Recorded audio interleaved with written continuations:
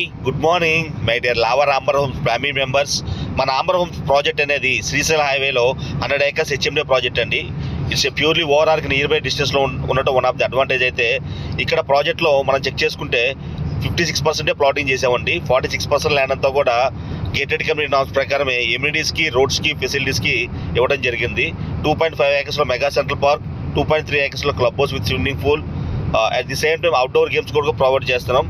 మీ possibility టైంలో ఒకసారి site visit చేయాలని చెప్పి కోరుకుంటున్నాను. జై హింద్.